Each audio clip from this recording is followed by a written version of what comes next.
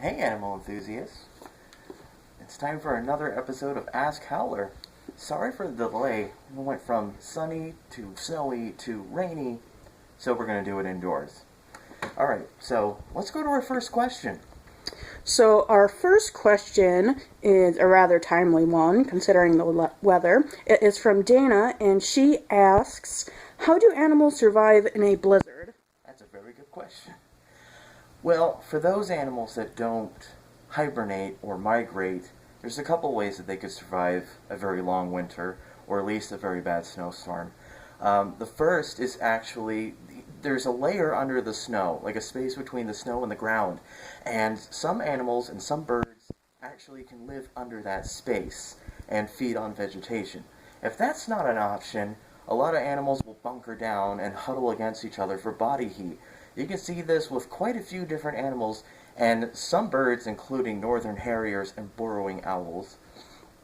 Some animals will actually slow down.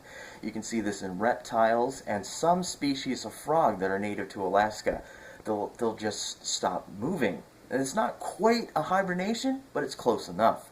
And for the frogs, they have a type of antifreeze in their bodies. A couple of different chemicals that actually prevent them from dying when they freeze solid. And in the spring, they thaw right back out again. For me personally, I don't really like the snow. I grow out an extra thick coat of fur, and that keeps me nice and warm throughout the winter. Good question, Dana.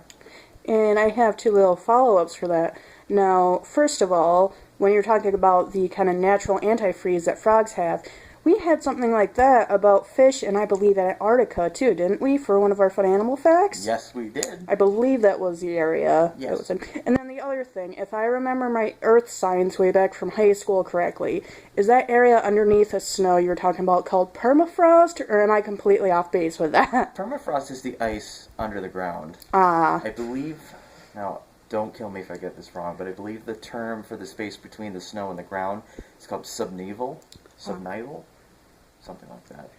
It was easily, 13 to 15 years ago, so I can't quite remember, but it kind of just sparked my interest and memory, so I figured I'd ask. Okay, and then we'll be going on for question 2. Oh, really? Oh, okay. Alright. She said the word is subnivium, the space between the snow and the ground. Good to know. That is a very wise cat we have. Very worldly. Yeah. Thanks, Gracie. Good girl. Yeah. Okay, so our next question comes from Katie, and it is, so with wolves, foxes, and coyotes, how does each animal respond when it comes across another of its species? That's a very good question. It's going to be a very long answer. Ha! Okay, so wolves running into other wolves. Generally speaking, they're going to drive that other wolf away. It's kind of just encroaching on their territory. They don't really like that. There are exceptions. In a wolf pack, if one of the two breeding pairs dies, they will usually seek out another wolf to replace that member. Now, when the pups grow up, they will eventually move out of the pack and start their own. Sometimes they find other wolves who have moved out of their own pack and they'll form a breeding pair, and that will start the next pack. So kind of like humans. Kind of like humans. And it's similar with coyotes, actually. When a coyote leaves their pack as they grow up, they become what's called a transient coyote, and they'll pair up with another transient coyote, and another pack is born. Because, and otherwise, generally speaking, they don't associate with other coyotes while they're in their pack. There is also one other exception with wolves I forgot to mention. Apparently, a few sources, when I was doing my research, suggested that in really harsh winters, sometimes one wolf pack will partner up with another wolf pack to go on hunts. I've never seen it myself, but that's what they said. With foxes, foxes are solitary animals. They don't normally hang out with other foxes. Obviously the exception being when the young go off to form a breeding pair. Sometimes when a fox shares the territory with another fox, they may form a friendship. One fox obviously will be of a higher standing than the other fox, and I guess that's just the best way they tolerate each other. But that's a good question. Wow, they have really intricate and complicated social hierarchies, it seems. I'm glad we have you and our other talking foxes and coyote, actually, speaking of, to help us with that kind of stuff. Yeah. Knowledge is good. Absolutely. Alright, and our final question is about wolves. And this question is from Tim, and he asks, wolves are mainly carnivores, but do they eat any plant-based food? Ah.